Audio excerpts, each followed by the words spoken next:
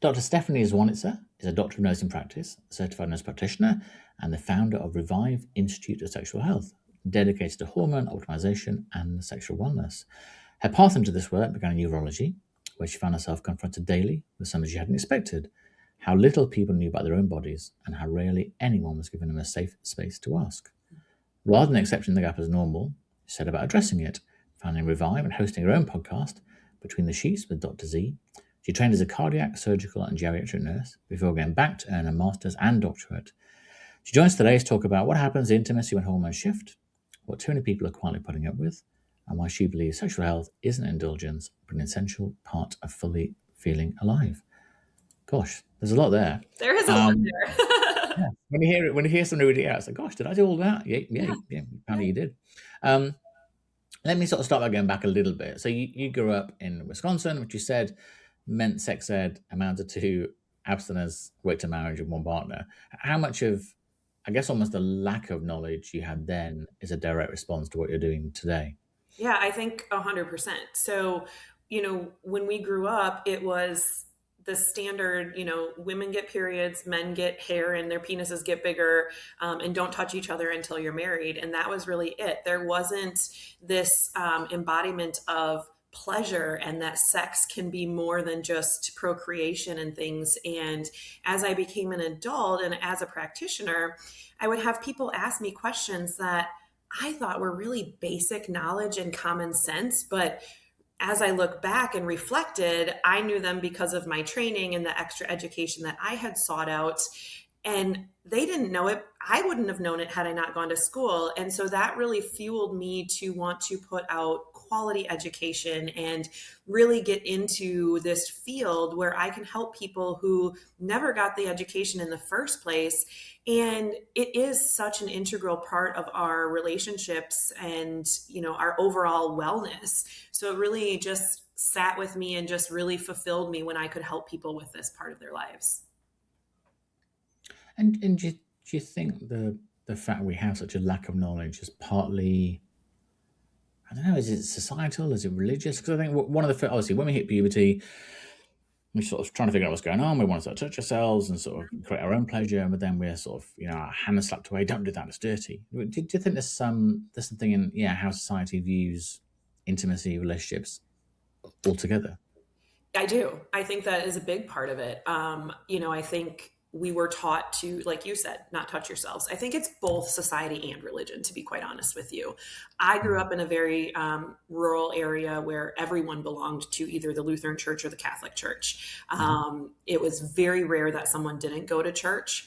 And so I was definitely heavily influenced by those values. But I think as a society too, up until the Brady Bunch, I'm in the United States. So up until the Brady Bunch, we didn't even see couples in the same bed together. They were in separate beds, and then when we did see the Brady Bunch, they were fully clothed. There's never been anything, early on when we were growing up that would have taught us that sex is good and pleasurable and fun. And yes, there are things that we need to do to be safety and precautious and things like that. But I do think that it's a big combination of both of those things, both the society views and the religious part of it. And I think one of the sadnesses is, certainly since I was at school, which is a long time ago, when you're at school, I don't necessarily think sex ed's changed that much. When I talk to my kids about it, they talk about we get told about STIs, we get told about consent, which is good, which is important. We get told about not getting pregnant. But I said, like you said, do you talk about pleasure and intimacy and kink or anything? Mm-hmm. Oh, gosh, no, it's not on the school curriculum in the UK. I'm sure for the US. Yeah, no, we don't even get to talk about STIs or anything like that. It's abstinence. That is what's taught in school. That's it. So it's very frustrating from a healthcare perspective to say, look, everybody's going to have sex. That's just part of our human nature. So let's not just say, the birds and the bees and procreation. Let's actually teach people about this and how to be safe and how to interact with people. And I love that they teach consent there. I don't know that that's part of our curriculum. It wasn't when my kids went through in the elementary school anyways. They might maybe have some of that in more of the advanced health classes in high school. But, those are the things that we should be at the forefront of these conversations, not afterthoughts. And you would sort of think by now that they would have realized telling people don't have sex, don't drink, don't take drugs, don't use AI, don't whatever. Mhm. When has it ever worked? We still tell somebody, yeah, you really shouldn't do that. Right. Okay, then I won't. Fine. Yeah. Really? Yeah, try telling sort of teenage boys and girls that they shouldn't do something. Yeah, Right. having Right. both of us having had Exactly. them, it's not going to work, is it really? Yeah. So one of the things that interested me, so you trained as a cardiac nurse, medical surgical nurse, a geriatric nurse. What do you think those different elements almost taught you about people that have helped the work you're now doing? Yeah, so the cardiac was really interesting because it taught me a lot about overall health and Yeah. how we really need to take care of ourselves to prevent some of these issues. That was really when I started to learn about more like prevention medicine and how, Mhm. especially in the United States, we are much more reactive.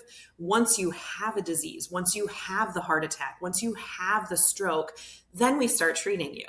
But we're not really good about teaching you the methods to prevent getting to that in the first place. Our food sources are terrible. We don't really prioritize exercise. We have a very sedentary life that we, be on the computers, be in meetings, we just produce people who eat like crap and don't move. And so that's where I really started learning about more preventive medicine and got interested in that. Medical surgical, again, same thing. It was you're seeing people come in for gallbladder issues that are all of a sudden pancreatitis from drinking too much. Again, all of these things that had we been taught how to actually take care of ourselves and what's good and bad wouldn't have necessarily gone to those degrees in those people. And my geriatrics, I just love. They're my favorite demographic of patients I have ever cared for. These are patients who want to live a quality of life. And so they listen to you. They have amazing stories and life perspective they can bring.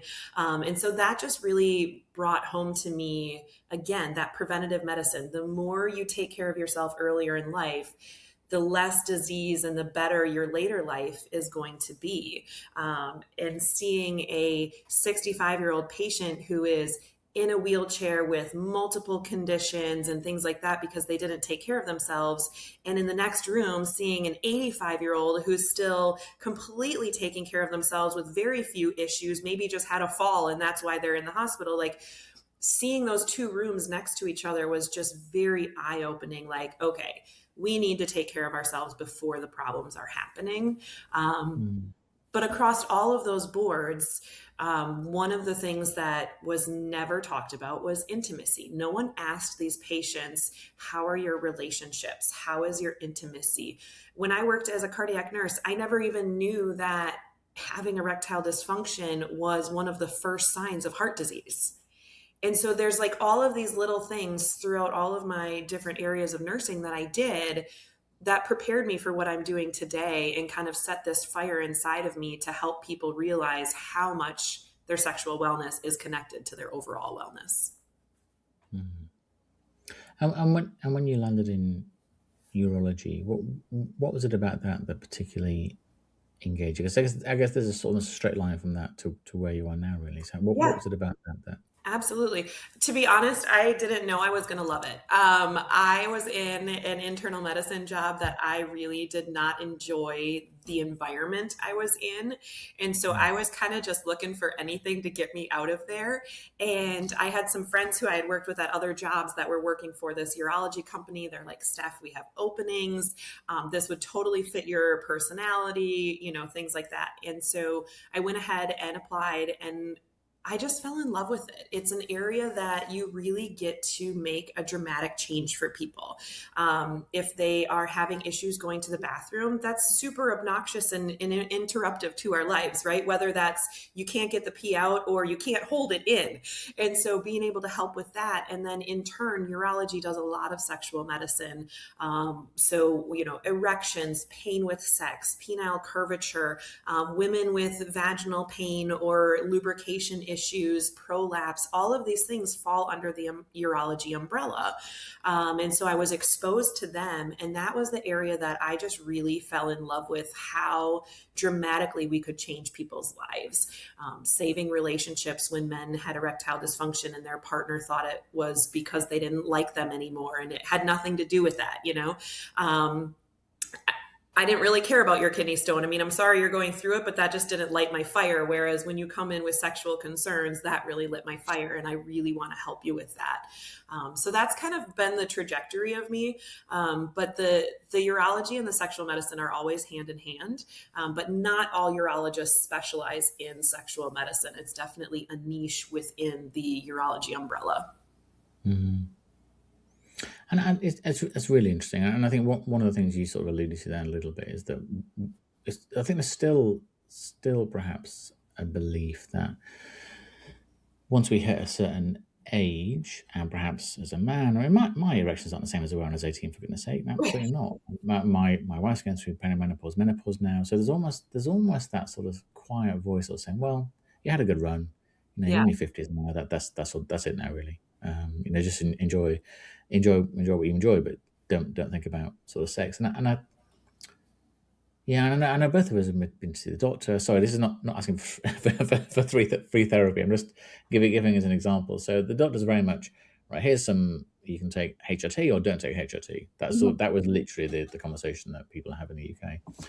And there's nothing about, and here's how to maintain, improve, enhance your sex life. Here's what to expect. Here's all those sort of things. And do you think too many people almost resign themselves to, well, once I hit 50, 55, 60, 65, that's sort of it?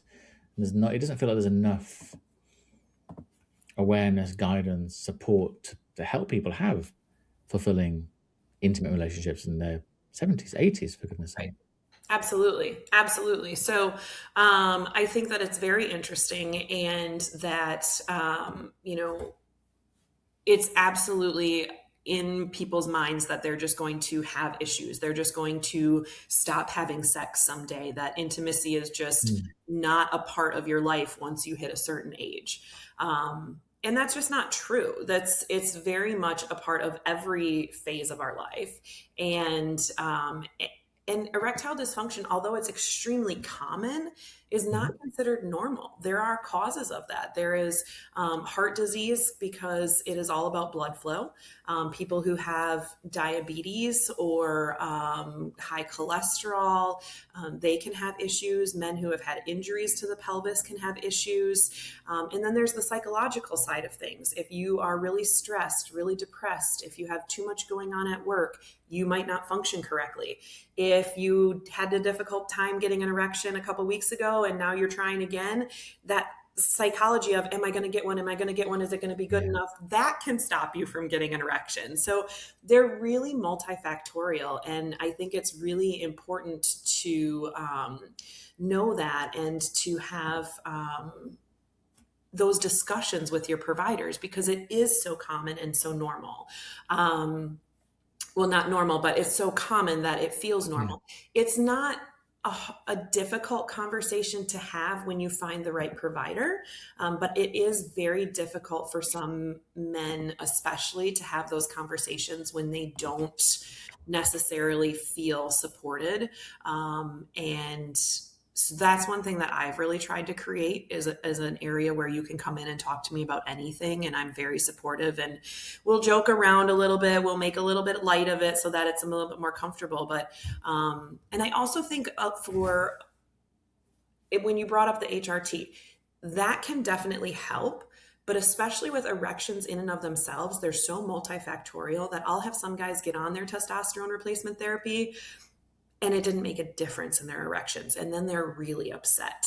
And so there are other things that we need to do. Some of that is like penile exercises with a penis pump, and just getting regular erections to remind your body how to do that. And to exercise those blood vessels, just like you would go lift weights and exercise your biceps. And then for women, going through perimenopause and menopause, their progesterone tanks, their estrogen is all over the place until it completely drops off after menopause. Their testosterone is going down. So they're not only losing the desire for sex hormonally, but they're also having pain with sex because they're not lubricating as much. Their elasticity has gone down as they lose their estrogen. There's so many physiological changes that happen that if we get on top of them and help with the hormones, and we get you some good lubrication that you like, and maybe some erection medicine if we're not making good progress with other things, we can really make a difference in maintaining your intimacy very late in life. I have patients in their 80s and 90s who are still very sexually active, and it's fabulous, and their relationships are strong and healthy, and that's one of the biggest factors. No, that's really, really good to hear. And I think one of the other things that I've sort of come to really believe very fervently is, I think one of the big issues that we have is how we define sex. So I think to most heterosexual couples, sex is penis and vagina. Yes. That's what sex is. If we could somehow replace the word sex with pleasure, and pleasure can be holding hands, looking at each other, massage, stroking, talking, for goodness sake.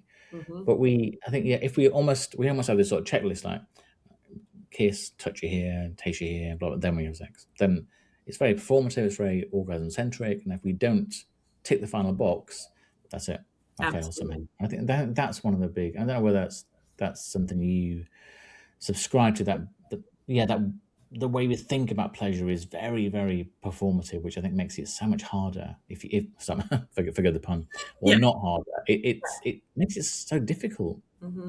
Yeah, absolutely. I see patients with this a lot. Mismatched libidos. One wants it frequently, one doesn't want it very often. Where that can be because of those physiological issues, and or erectile dysfunction, but he has bad heart disease, and there's not a whole lot that I can give him to help with that.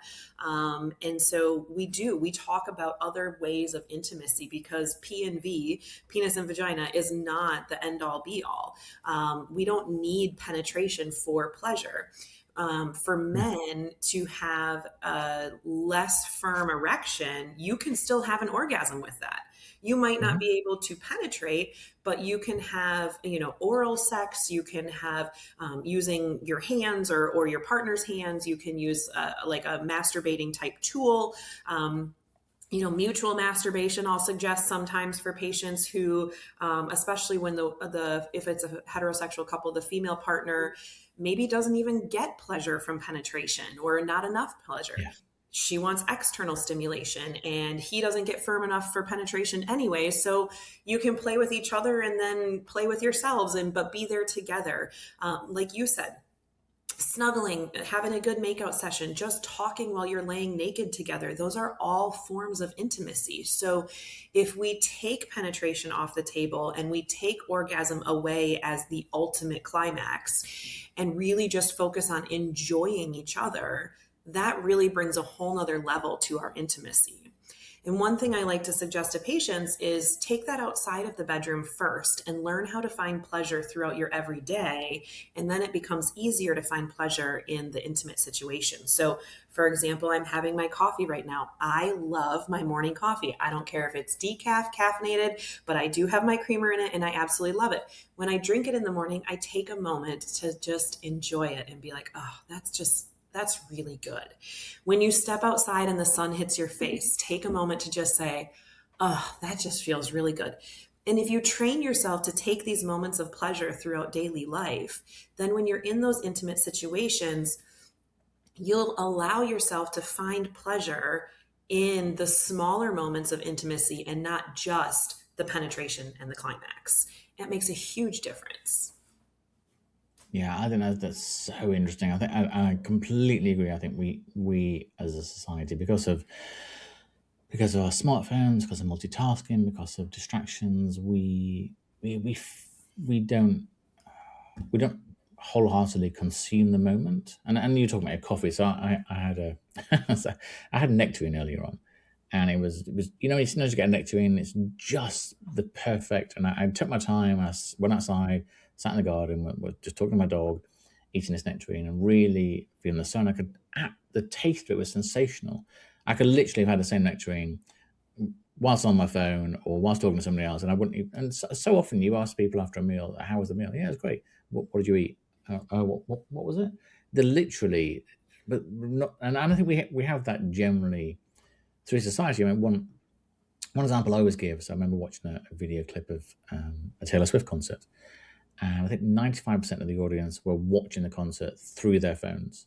There was this amazing event. Whether you like Taylor Swift or not, it doesn't really matter. But there was this amazing event.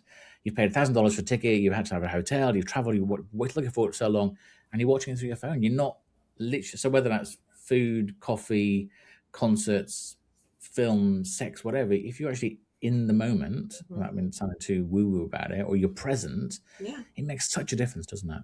It does. It does. I have patients practice mindfulness all the time, and it has nothing to do with sexual health. It's just if you practice mindfulness and you practice awareness, then when you are in intimate moments, you're that much better at it. And especially for men who have orgasm dysfunction, maybe they are going faster than they would like. If we practice mindfulness and really learn your body, you can develop better control over that. And so it really is so impactful to work on things outside of your intimate life that then will improve your intimate life. Well, what was your thinking around setting up and developing Revive? It's a very brave. It's very difficult. You obviously, I'm sure you had a very well paid job. I'm doing very well. And he said, "No, I'm going to set up something different. I'm going to do this for everybody and for myself." But what was the driving force behind it, and what are the things that perhaps surprised you, and what are the things that you really sort of leaned into? Yeah, great questions. So for me, it was not being able to provide good enough medicine in the corporate environment.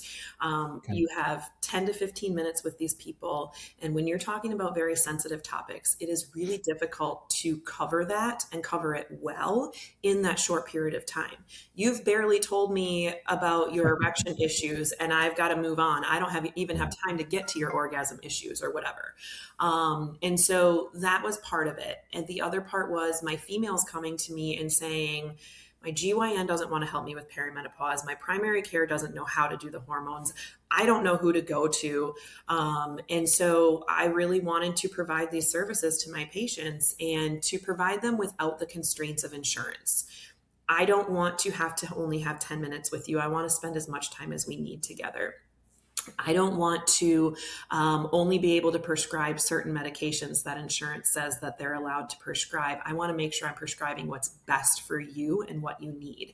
And I want to do it in a more holistic way where we are looking at your entire life and your lifestyle and how your eating and exercise and sleep routines affect your daily life and your sexual function. And so for me, it was really looking at I just don't feel like I'm providing good enough medicine anymore within the constraints of the company I was working for and the insurance industry having to accept insurance. And so I decided to open Revive. We do not take insurance, so it's a cash-based clinic. And when you pay for my services, I'm there for you. I am there to respond at the portal. I'm there to spend as much time with you when we're chatting about what's going on. And I do a really deep dive into what the root causes of those issues might be, whether it is hormones or not. And then we work on fixing those things so that you do have more longevity with your sexual wellness. So it was a little multifactorial, but it was definitely scary leaving my full-time job and my consistent paycheck, but my patients are very rewarding, and what I get to do and how I get to do that now that I do it my way is just so fulfilling. And I feel like I am truly providing good medicine and care to my patients now. So it's been a really exciting journey, and I'm really enjoying doing it. Do you ever feel I guess one of the challenges or positives, I guess, when you sort of set up something like that, you have an incredibly engaged clientele, more people learn about it, more people want to come see you. There's only one of you. Do you feel the pressure to constantly expand, or do you want to try and keep it so it is pure, if that makes sense? Yeah. Where does that That's a great trying to, question. Yeah, I am not a person who thinks that I need to open up a franchise and have all yeah, kinds of things going on. My goal for Revive is to help as many people as I can, as long as I'm providing good medicine. And okay, if at some point that means that I need to hire another provider to come alongside me so we can help more people, as long as I feel like they are on the same levels as me and with the same goals or can be trained by me to do those things, then I think I would be open to that. But I'm not someone who wants to see Revive nationwide, because I think that way you lose that bond with your patients and you become the corporate that I just left, right? You become where it's a numbers game and it's all of that, where I want to make enough money so I have a comfortable lifestyle, but I really want to make sure that I'm providing good quality care that's not, obnoxiously expensive to patients, that they can actually access this care and use it and have a better life. So growth to some degree, yes, but not on a grand scale. it's really interesting that you've got a fabulous website. That I'll put the link in the notes and everything. I think one of the things I really enjoyed reading was all the positive comments, and I think one of the key themes throughout them was something that sounds so simple, but was your ability to really listen to somebody. And I think a lot of time, particularly with topics like this, it's not a topic we often talk to our partner about. Mhm. With the person you're in love with, you've been married to maybe for 10 years, been in a relationship for 20 years, whatever, we find it hard. So actually finding somebody that they can talk to. Do you almost find that one of the, this almost sounds silly, one of the big emotions you get from people when they talk to you and they realize your approach is almost a relief. First of all, relief they're not the only person that has this issue, a relief that you're listening and can do something about it, and a relief that their life may well change. Is that one of the big emotions that you get? Yeah, absolutely. Absolutely. So it's interesting. I do love listening to my patients and allowing them to talk, and sometimes we just need to talk it out to actually Yeah. get to what we're trying to say, right? And there was a research study that came out not too long ago that said most patients are interrupted by their provider between 18 and 23 seconds. 18 and 23 seconds. You've barely said anything at that point in time. Like, hi, how are you? All right, let's get you out of here. So to sit there and just let someone talk about their intimate concerns. Have watched relationships thrive. I've watched relationships that were on the brink of breaking up, as they've talked it out, realize that that is what they wanted. So it goes both ways. But yes, I think that one of the best things that I can do for my patients is to say, and what else? Let them get it all out. How did that work for you? What didn't work for you? Just really asking the questions and then listening to their responses, not just asking them just to sound good. I want to hear the responses so that I can develop a treatment plan that's going to work for what your goals are and the way that you live your life. Because for some people, their goal is penetrative sex. For other people, their goal is, just to have the mutual masturbation, to have some intimacy. For some people, it's they haven't orgasmed in years, and so they want to work on the orgasm part of it. If I don't take the time to sit there and listen, I'm not going to be able to pull apart what area of sexual concern they actually have. So it's really important to listen. I love when couples will come in together. I will see couples as a couple, instead, and I will also see them individually, but when they come in together and we can really talk through things, a lot of times you'll find that it was truly a miscommunication. One partner didn't necessarily want it less often. They just didn't really like the type of sex they were having. And if they could change a few things, then they would definitely want it more often, or something along those lines. And it was just, like you said, it's very difficult to even talk to your own partner about these things. And so by having someone in there who can just kind of help guide the conversation and then give you space to talk and work through your thoughts is really a game changer. It's fascinating. I mean, and totally agree with what you say. I think one of the big challenges is almost creating that safe space in a relationship to have a conversation, because I think the fear is that the partner's either going to think you're weird or disgusting or can't believe what you're saying or feels judged or feels all whatever. And it's I've been looking at talks to lots of interesting people over the last couple of years, and I think one of the things I found is that if I talk to people in the what they term the kink or BDSM community, Mhm. one of the things they're so good at is talking. It's not all about whips and chains. They said, but no, we talk about consent, we talk about what I like, what I don't like, what I might want to try, my safe words, all these different things. And they have this proper conversation, which in itself can be quite erotic. Whereas in a traditional relationship, a vanilla relationship, we perhaps started doing something 20 years ago, and that's just what we do. We in 20 years, a lot of things that my taste in food, cars, clothes, everything's changed in 20 years. So why wouldn't my taste in intimacy change? But we don't. We fear having that conversation. But I do think having you there as a facilitator and enabler is so valuable and must really just change the dynamic of the conversation. Yeah. Yeah. And I think, part of it too is as we grow, we change physically. And Yeah. so when you, especially if you're in a long-term relationship, when you were with your partner in your 20s or 30s, maybe before you guys had kids or whatever, to changing your body midlife when your body's going through hormonal changes and things like that, your body changes dramatically. And so when you physically were turned on with that person in a different phase of life, you may not necessarily be as physically turned on by them at a different phase of life. And so how do you work through that? Well, a lot of that comes from communication and having connection in other ways besides just sex. And so it's really working through that as well. There, women's bodies, even our labias and our vulvas and all of those things change during menopause. And nobody was taught that, right? That wasn't part of sex ed. And so all of a sudden you're with your female partner and she just looks different down there and you're like, oh, this is weird or whatever. Or the man's penis is starting to get a little bit smaller or, whatever. Somebody's got a little bit more of a gut than they used to or whatever. And so we have to be able to adapt to those changes as well.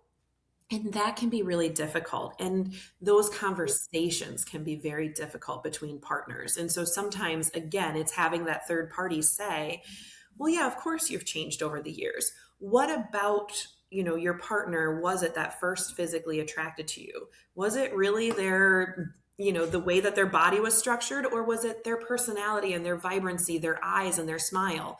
Those things probably haven't changed. So let's focus on that part of it and then fall in love with them again physically. And a lot of times that makes a big difference in the reconnection as well. Forgive the naivety of this question, but you mentioned hormones a few times, and I think people will think, yeah, I know what a hormone is. But what impact does variance in hormones have? Do people have do people take a hormone panel? Do they have blood tests? Is it what sorry, again, forgive the ignorance, but what hormones, what's the story? Yep. So we have a bunch of different hormones in our body, but the ones that most people think about are testosterone and estrogen. Both Yeah. men and women make them. We make them in different ratios, right? Women have more estrogen than testosterone. Men have more testosterone than estrogen, but we both need both. And so, yes, testosterone is going to start decreasing in men and women in your 30s. And so by the time you're midlife, it is usually deficient in women, almost always. And then for men, some men are deficient, some are not. And so if you're noticing things like fatigue, decreased libido, decreased daily energy, decreased motivation, those are symptoms that your testosterone might be low. Or you're going to the gym and you're working out and you're not making any progress with increasing your weights or doing more reps or anything. Your testosterone might be low. If it's more estrogen related, women are more sensitive to the lower estrogen. We have things like brain fog and mood instability. We get dry vaginas, which is very painful. We pee more often and we can't hold it as easily. These are all related to hormones. Hormones have, 300 to 400 different processes in our body that they are responsible for. And so it's not just sexy time that they're responsible for. And then we also have progesterone, which is more prevalent, not prevalent. What's the word I want to use? more significant in women's lives than it is for men. You guys make such a little amount, it's not as significant. But for women, it really affects our sleep and our mood stability. So as that starts going down in our 30s, we start to have those issues. We also have our thyroid hormones and our cortisol, which is our stress hormones.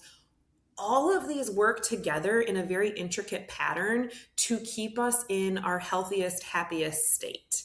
And so once they start to fluctuate or decline, that's when we start to see ourselves, start to come apart physically, cognitively, and emotionally, which obviously are all involved in our sexual health. So yes, there are blood tests that we can do. There are saliva tests that we can do to see where your patterns are. For women who are still having their monthly cycle, we have to time it according to their cycle. Men, we can test any day of the week. Women who are not having a cycle anymore, so they're postmenopausal, we can test anytime as well. So we look at those. We look at, a good provider is going to look at all of them and look at their ratios and how they're affecting each other, because they do work in coordination with each other. So if you only focus on one hormone, you're missing the bigger picture. So you really have to look at all of them, but it definitely makes an impact on your quality of life as well as your sex life. Two things I want to pick up on there. One thing, a lot of the things you sort of flag the symptoms or awareness. I think a lot of people in the UK, when I've talked to sort of female friends and male friends of a similar age to mine, they said when they go and see the doctor, half of the time the doctor tries to prescribe antidepressants. Mm-hmm. And you would think the doctor would sort of think, well, so somebody coming to see me, they're sort of in the 50s, they're feeling this, feeling that. What could it be? Depression. Rather than thinking, well, actually, what's the natural part of life? And that's one of the issues, I think. Yeah. And then the second thing was, and it's another question, sorry, was, so if you find out that you are, I'm not sure if the right word is deficient, but your hormone is not at a level that is appropriate, are there natural things people do, or does it tend to be a patch you have to take or a medicine you take? How do you get the testosterone, as an example, back up to a high level? Yeah, there are different things we can do about it. And to your point about the depression, so hormone replacement therapy is not a part of standard medical school. And so that's why if you go to your primary care, they're not thinking hormones, they're thinking anxiety, depression, mental health things. And really for testosterone replacement, even in men, that's really a urology or an endocrinology thing. That's not generally across the board. No one, not even OBGYNs, are taught perimenopause and menopause care. And so it's really something that we have to go and seek out extra education in this area. As far as the replacement, there are different methods for each hormone. So there are usually pills you can take. Generally, pills are not my favorite because they have to go through the liver and they can cause other issues with that. There are creams or gels that you can put on your skin and get absorption through your skin. There are injections that you can do. There are patches, like you said, again, that's absorbing through the skin.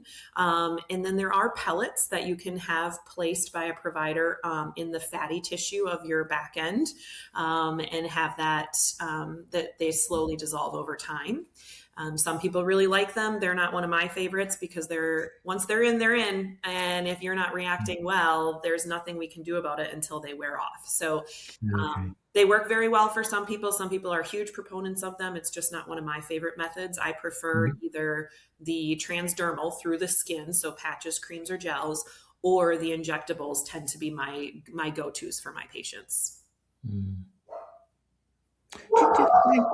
you think it's mine's here asleep for a change? It's quite nice. Do you find there's anything that sounds a bit odd, that if in a general practitioner, something that impacts 50% of the population, so half of the world are going to have perimenopause or menopause at some stage, but that isn't part of what they're educated in? It's insane.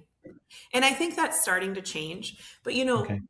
in the United States, women were not even required to be a part of research studies until 1993. Yes, I always find that those sort of statistics extraordinary. Right. So when you think about that, we're only, 30 years out of even including women in research to begin with. And so, it takes medicine a while to catch up. And so if we're just now putting, 30 years of women finally being in research studies, why would they have been teaching that in med school? Right? Yeah. We didn't even research it. We didn't think about it. It was just something women went through, and you just went through it. It's part of being a woman. And there's so many things that we can do. And the cool thing about the research that's out now, as we're finally studying this stuff, is by replacing the hormones early on. So if you can get it during perimenopause before you've completely lost your hormones, we're finding less cognitive issues like dementia. We're finding less osteoporosis, so better bone health.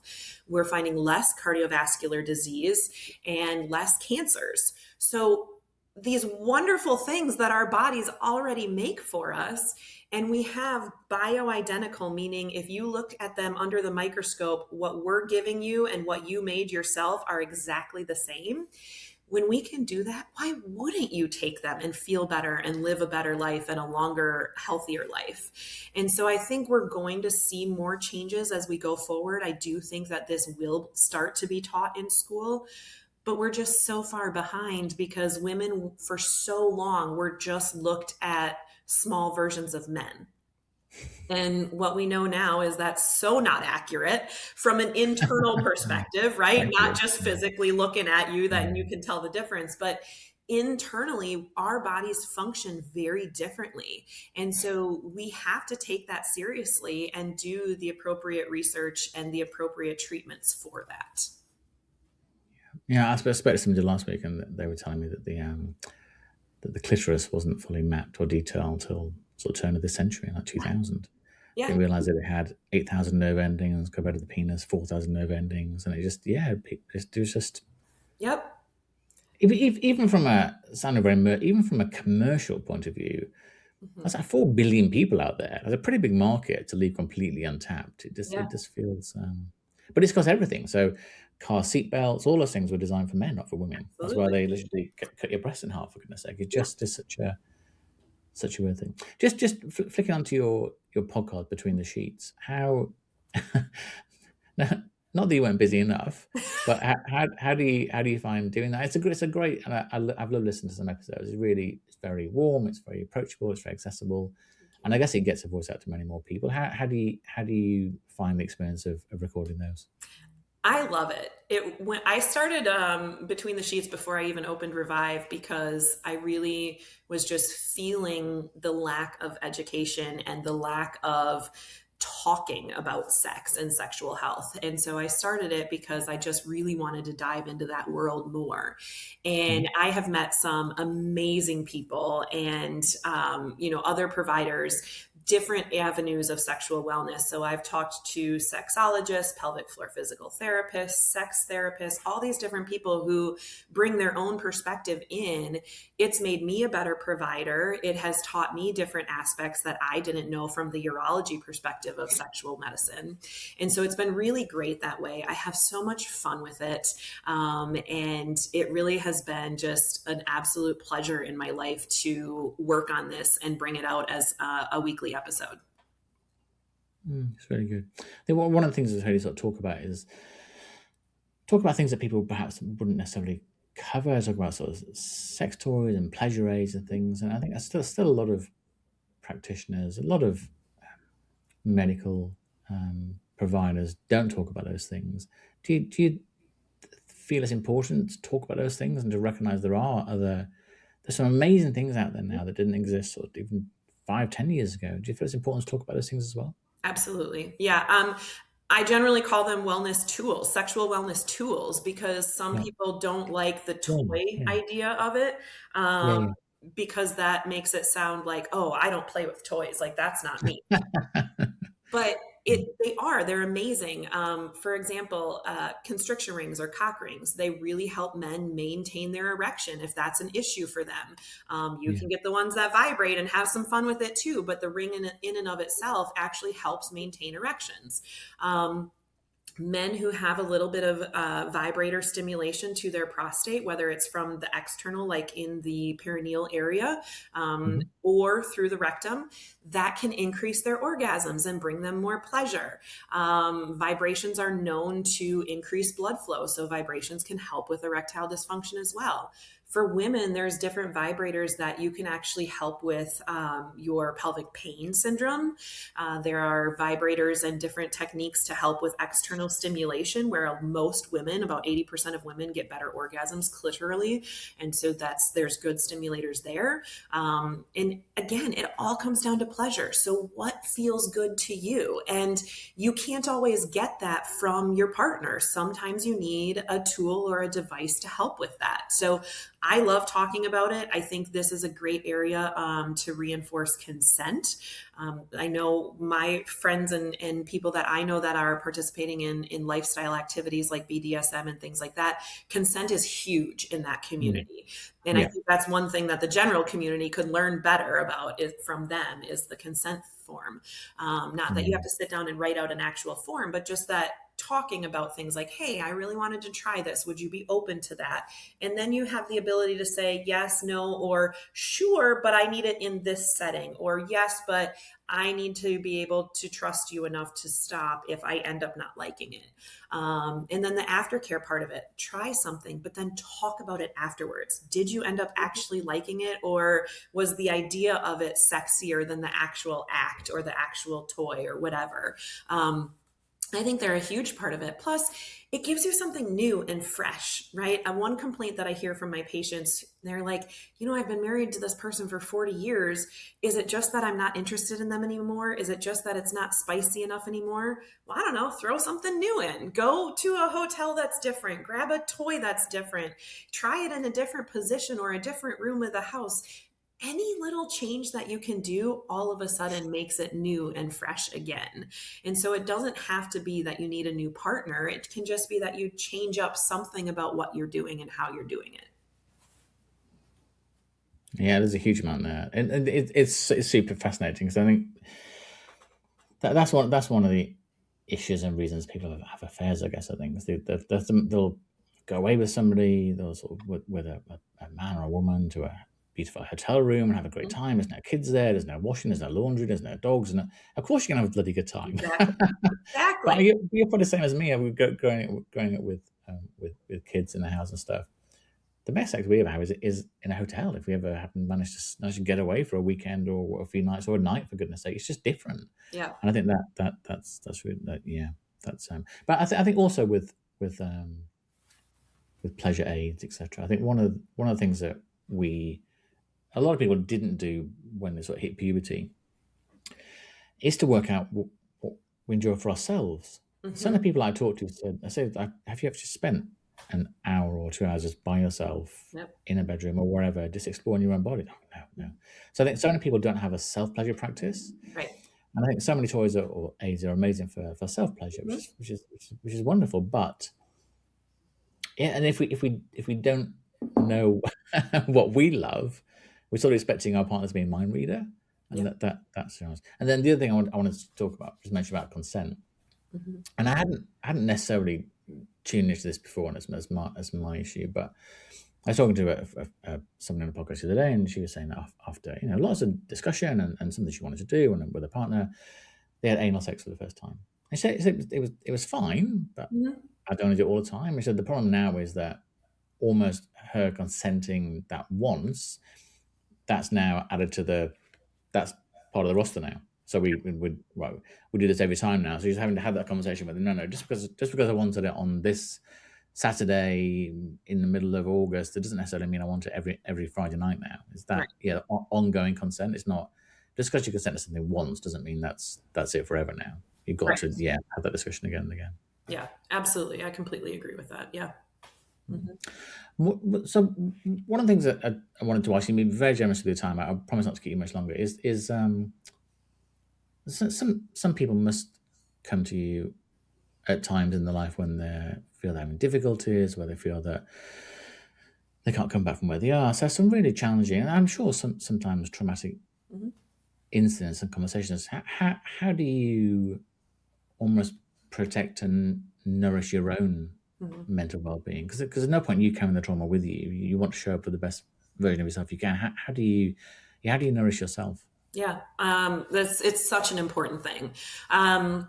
One of the best things I ever did for myself was giving up alcohol. That really made a big difference for me, so that I don't turn to that to cope. I now turn to a nice hot shower, hot bath, watching a silly, goofy Hallmark movie that we already know the ending when we see the first scene of the show, but it's calming, and I will hang out with friends. I will go to dinners. But I, at the end of the day, need alone time to come down from everything. So usually that's a hot shower or a hot bath, reading a little bit of a book, even some doom scrolling on TikTok or something, just to kind of settle myself. But I generally need a good 30 minutes alone, at least, towards the end of my day, to just really be able to let go of everything.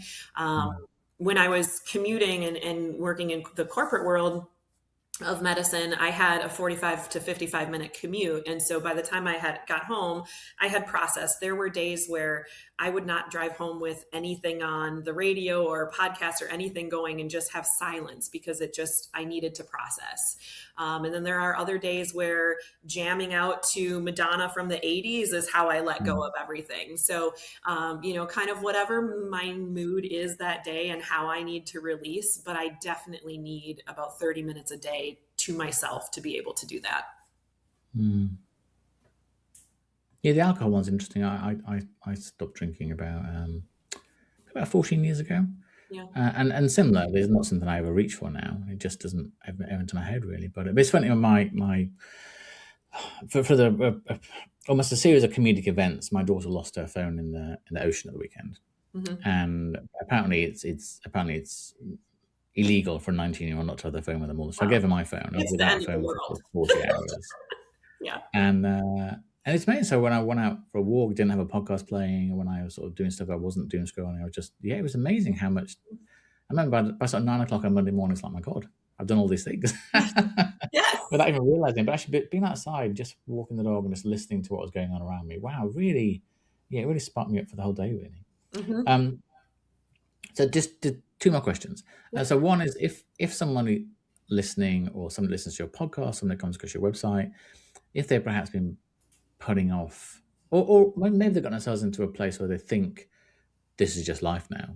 I'm functioning, but I'm not thriving. What's a gentle first step to thriving? Yeah, great question. I think the best thing that you can do for yourself is, number one, prioritize your sleep.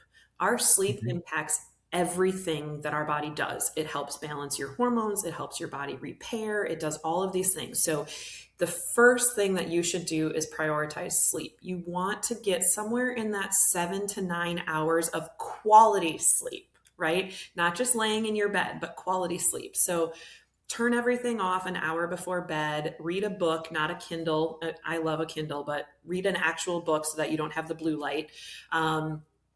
Have an evening routine, just like we all have a morning routine while we're getting ready for work. Have an evening routine so your body shifts into sleep mode. Sleep in a dark, cold room. Some people sleep better with socks on because it helps decrease their core body temperature, and that can help them sleep better. But that would be the first thing that you could do to start to truly impact your life. And then make sure you're getting enough water every day. Most of us are guilty about not filling our bodies with enough water. And then good quality nutrition. And if you are not feeling, significantly better within 6 weeks of making those changes, you definitely need to go then talk to a provider and say, okay, I've made these changes. I'm getting more steps every day. I'm sleeping my 7 to 8 hours a night. I've been drinking, 2 liters of water a day, whatever it is that you drink.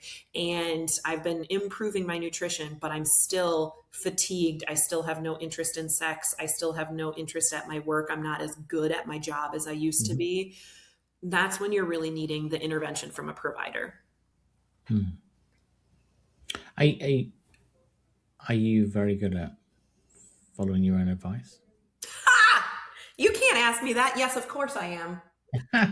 No, the sleep part I am very good at. I Okay. learned that years ago that for me to function properly, I need good sleep.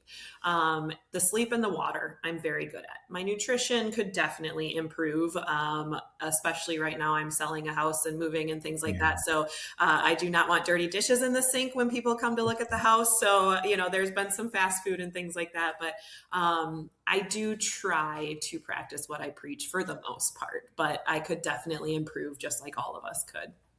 Absolutely. And then finally, I know you've got some big personal life changes coming up in the next sort of few days, weeks, months. Mhm. But do you have are you the sort of person that has a vision for the future? Do you know what the next 5 years might look like professionally? Yeah, absolutely. So I do have big life changes. I'm getting married and moving, and both kids are going to college. So lots of things changing personally, and certainly Revive is growing professionally. I think for me, my 5 year goal is to have a thriving practice that I feel I am giving the best quality of care to my patients. I am giving them that 5-star concierge style medicine, and they are thriving. That to me would mean I am doing my life's work. So in 5 years, I would want a thriving practice of patients who are thriving themselves. Hmm. And okay, one last sneaky one. So, and looking much further into the future. So, when we're at your 90th birthday party and people are giving little speeches about you and how amazing you are, what are the things that you hope they'll be saying? Hmm. Oh gosh, that's such a great question. I think what would make me feel the best is if people if I made people feel really good throughout my life, that anytime they were around me, they felt uplifted and energized, and that being around me was a positive experience and not, oh, we got to go hang out with her again or something like that. I don't want to be the person who's constantly talking about people behind their back or who is bringing people down and kind of, always a negative person. I really want to be that shining light in people's lives. And I want to do that in a way that they feel that. Not Mhm. necessarily that it's just like, oh, Steph's always bubbly and giggly and things like that, but that they truly feel that I care about them and I want their life to be a good quality life. Perfect. Thank you so much for your time. I'll put the link into the notes, but for people that want to find out more about you, they should go to revivish.com, which is revivieish.com. That's revivish.com. It's a really wonderful website. There's a lot of good resources there, and yeah, it feels warm. So no, thank you so much for everything. Good luck with the move. Good luck with the marriage. Good luck with the college. Oh my goodness, keep up the good Yeah, year. lots going on. Thank you. Yeah, This was such a pleasure and enjoyable talking to you. thank you.